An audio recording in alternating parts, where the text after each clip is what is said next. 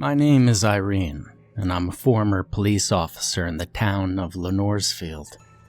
I say former because after my last case, I quit.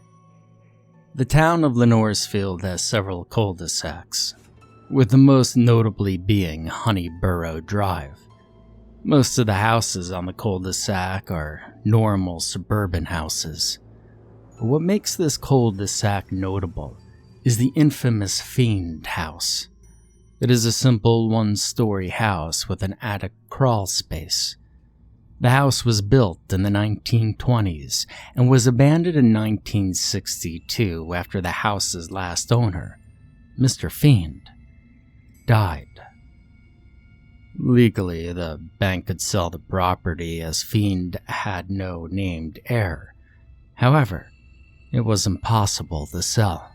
Eventually, the lawn became a weed-choked morass, and the house itself fell into a depressing state of disrepair, and was consequently condemned. Now, for 43 years, the Feind house remained silent and empty, spawning many legends concerning why the bank could not sell it. The most popular was Feind's ghost prevented the sale, though a few of the older members of Lenoresfield muttered under their breath that Feind was a Satanist and had cursed the house in a final act of defiance towards the bank's attempts to foreclose on it. There was no proof for either case. The Feind house had always been an enigma at the end of the cul-de-sac. Until 2005, a common pastime of the children on Honeyburrow Drive involved daring each other to spend a night in the abandoned house.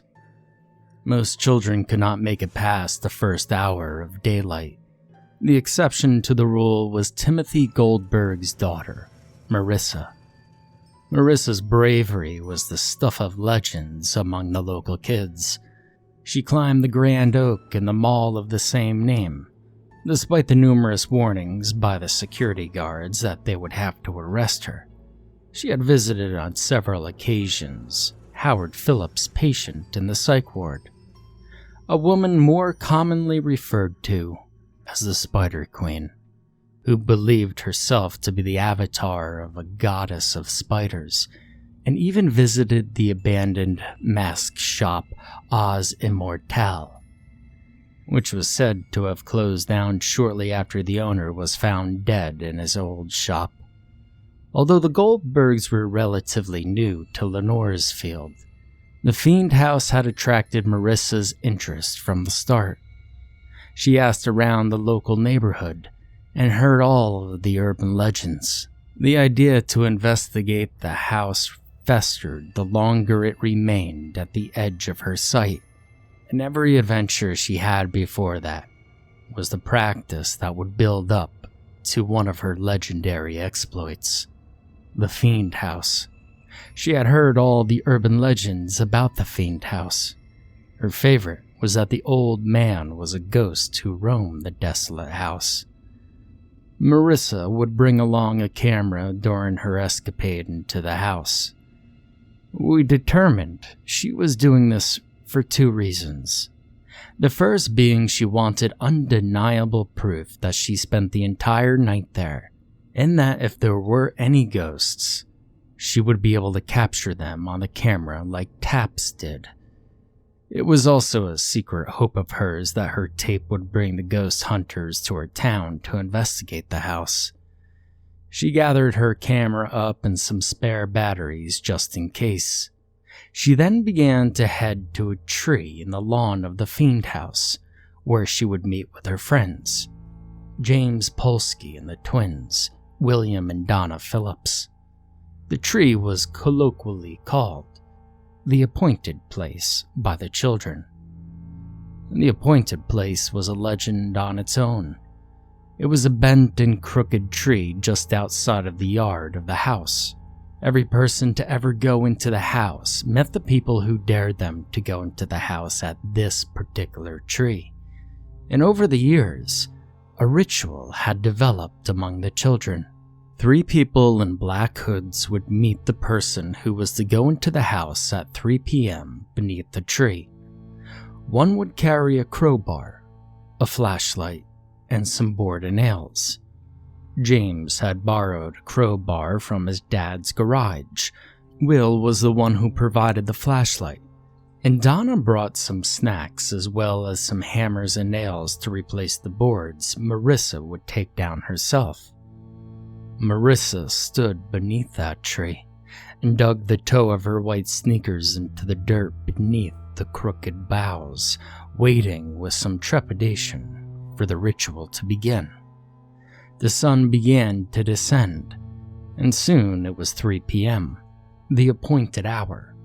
According to the neighbors and the children, Marissa watched as the first of the 3 figures arrived, carrying a crowbar.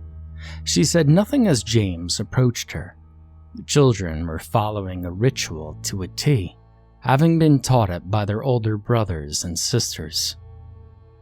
"Who dares to approach the house of Feind?" James asked in a deep and low tone. Marissa spoke clearly. "Marissa Goldberg." "Does she have the courage to take this crowbar in hand?" he asked. Marissa spoke, her head held high. "I do." James held out the crowbar and Marissa took it. They waited 15 minutes before the next hooded figure showed up carrying a flashlight. "Who dares to enter the house of Feind?" Will asked. "Marissa Goldberg." James spoke before she had the chance to. "Does she have the will to enter the house of Feind?" Will asked. James and Will looked at her expectantly, and she responded, "I do." Will handed her the flashlight and she took it. They waited 15 minutes before the next hooded figure showing up, carrying the hammer, some nails, and a few boards. "Who dares to probe the secrets of the House of Feind?" asked Donna. "Marissa Goldberg," the other 2 said in unison. "Does she have the loyalty not to oust her fellows?" the girl asked. This time, Marissa knew she was supposed to answer for herself, and she said, "I do." The hooded figure handed her the items and joined the other 2 in front of Marissa. In unison, they said, "Go forth into the House of Feind. May God be with you." Marissa had packed the sandwiches Donna had supplied, as well as the hammer and nails, into her bag and headed towards the house. What follows is what happened on Marissa's video camera. The camera bounced and bobbed as she walked to the house. She set the camera down to apply the crowbar to the boards and to pull them off. She then picked up the camera and held down the button until it zoomed in on the dark house. In the sunlight that filtered through the window, she could see something gleaming on the back wall of the room near the door. She panned over the door a few times in an attempt to get the mostly empty room on film. She then climbed in through the now opened window into the room itself.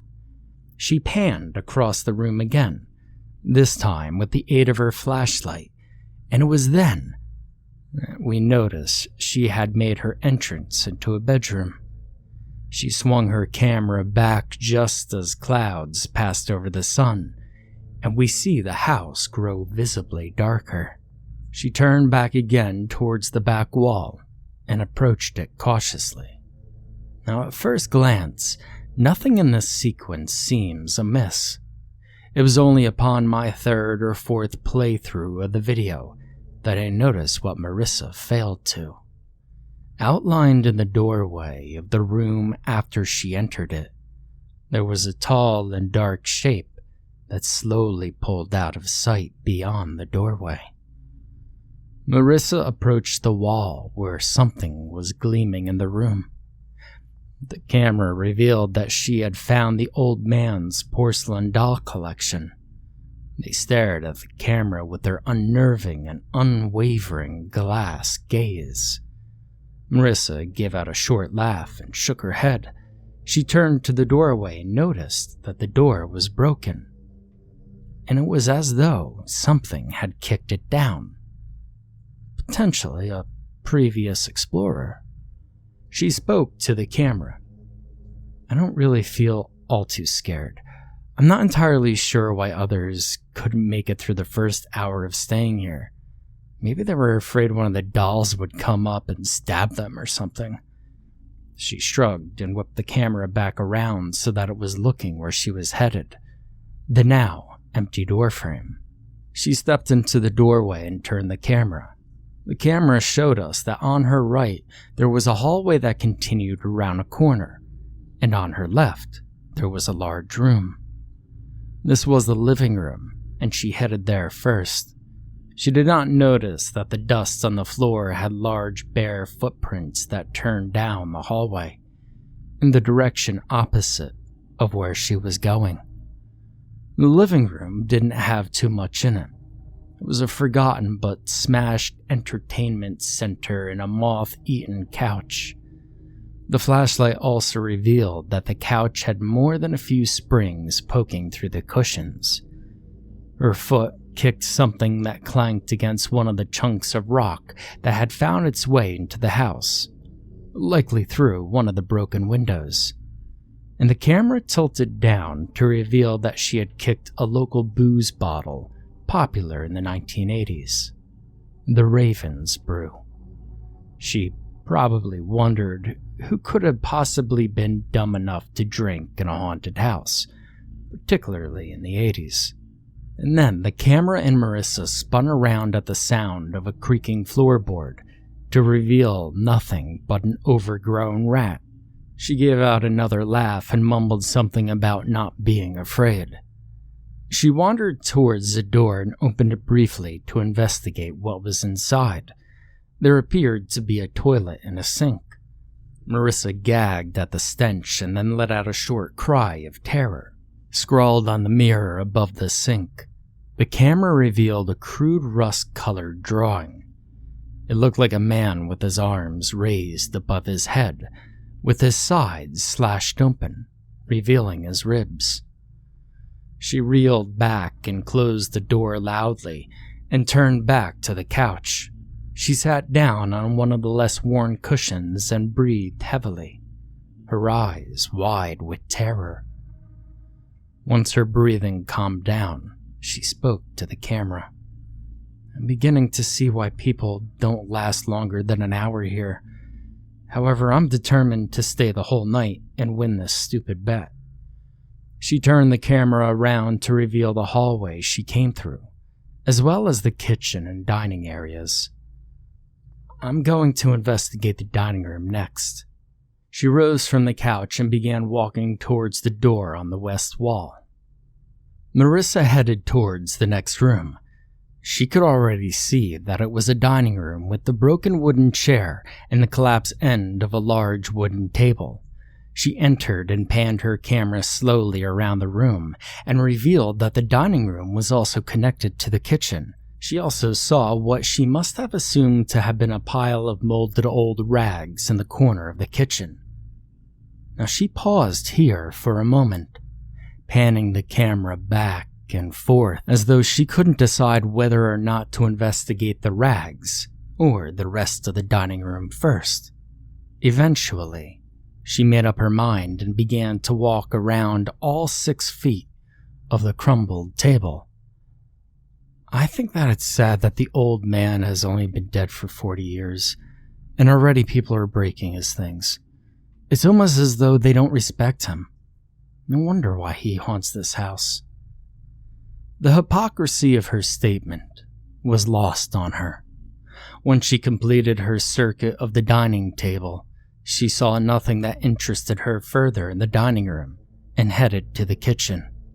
She stopped in the doorway and panned her camera across the room like she had with all the other rooms.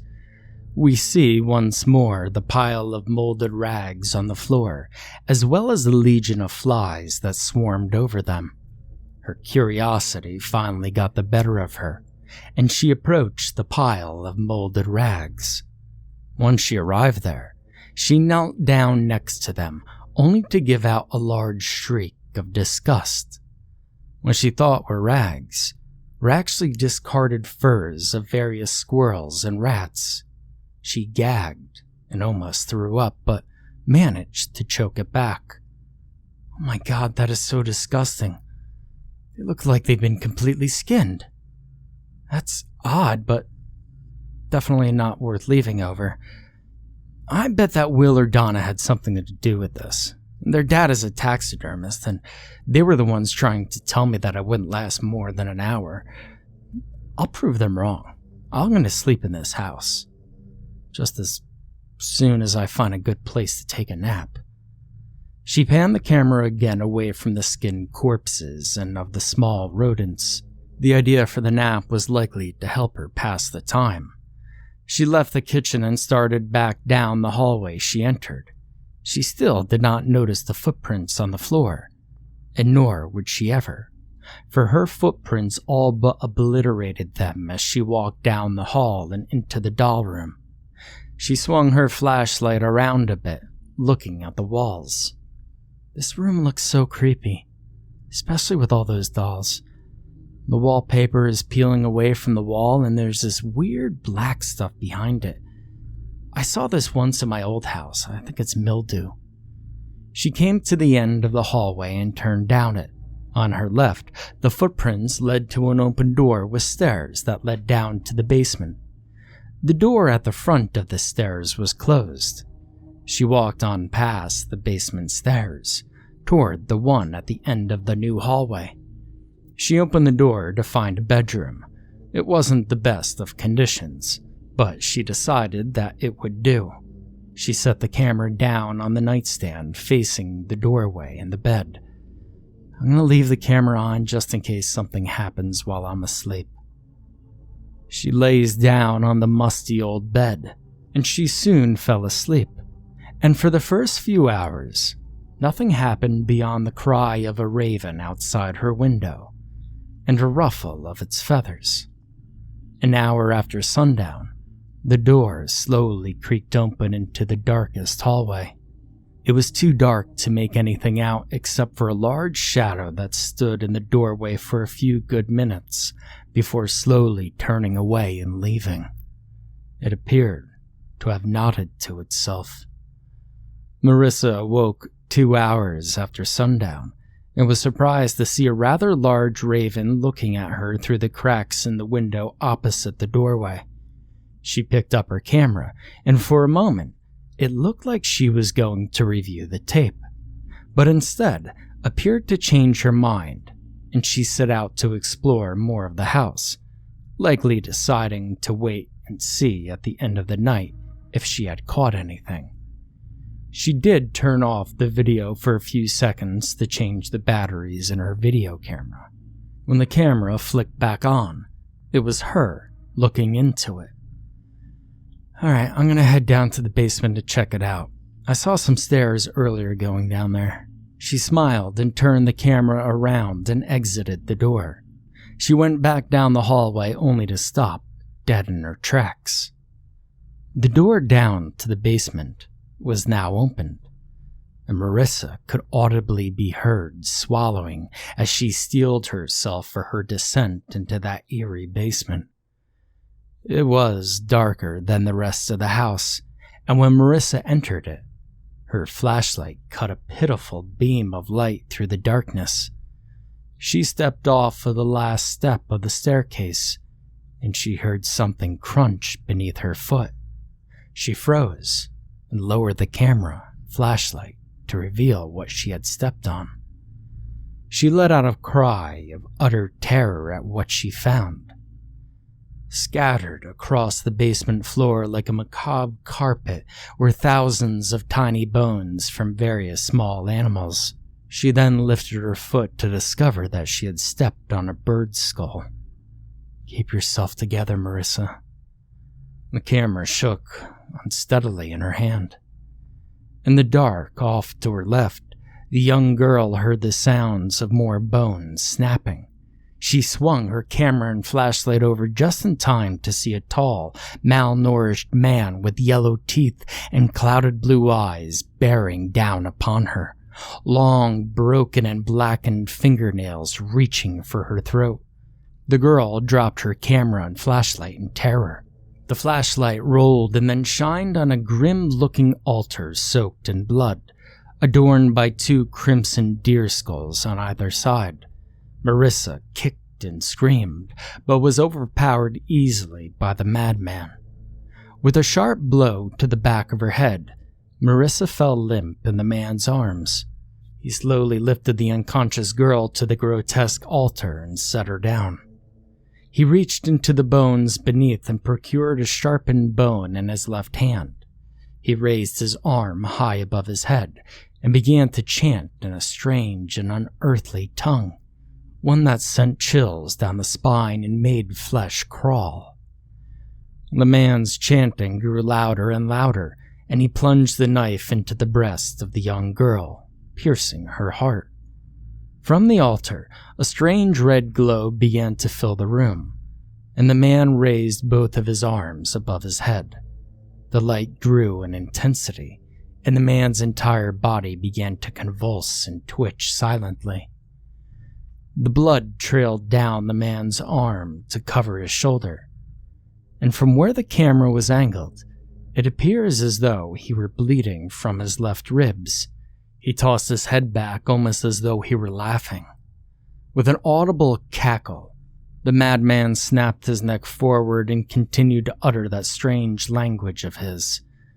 The crimson light in the room grew brighter and more intense, appearing to bathe the entire room in blood. The man's incantation grew louder and more frenzied with the strange light. And soon, that light was so bright that there were no visible shadows, and the entire room was lost in a sea of blood-tinged red. And then suddenly, there was a cry of a raven, followed by the shattering of glass, and the entire room went dark. A single beam of light from a shattered window cut through the darkness, and inside it, the camera recorded the scuffle of the filthy man versus an abnormally large raven. The raven pecked at his eyes and raked his talons across the filthy man's chest, its massive wings buffeting the man with wind and confusion. The tall, filthy man groped across the altar into the darkness behind him. His hand clutched around something, and with a triumphant cry, he raised his hand and plunged the bone knife into the raven's back. The monstrous bird cried out in pain and tore his clawed feet across the man's throat, tearing it to shreds. With a gurgle, the man fell back, slumped across the altar, and laid still. The raven landed on the ground, a single stray feather falling across the chest of the dead man. The creature began to croak and cry out in pain as its features began to change. It grew in size and shape as its bones snapped and cracked and popped until it took the form of a nude man with coal-black hair and beady black gaze. And with a grunt, he ripped out the bone knife from his bleeding shoulder and let it drop before picking up the camera and bringing it to his face. And then he shut it off. Now, sometime later, the police received an anonymous tip to investigate the basement of the Feind house, where the uniforms discovered the body of the girl and the filthy man. The case was assigned to myself and Detective Truman. Upon reviewing the tape, Truman, who was old enough to remember when Old Man Feind died, identified the raven that turned into a man as the same one who is supposed to have died 40 years earlier. Truman said that it was Feind himself. "Why do you think that?" I asked Truman. "Didn't he die 40-something years ago?" "Yeah, something like that," Truman replied. He looked around the office a bit and at the other detectives, and then in hushed tones he told me, "Lenore's Field is a strange place, Irene. You've noticed this yourself. Just look at your missing persons board. The Wickersons are the newest ones, sure, but There's also the Madison boy from 1962. Hell, his babysitter claimed he transformed into a thing that looked only vaguely like a sheep. But Mr. Feind has a death certificate, I countered. Truman shrugged and leaned back in his seat before saying, Irene, there are more things in this world than you could possibly dream of. And Lenore's Field just happens to be one of those places.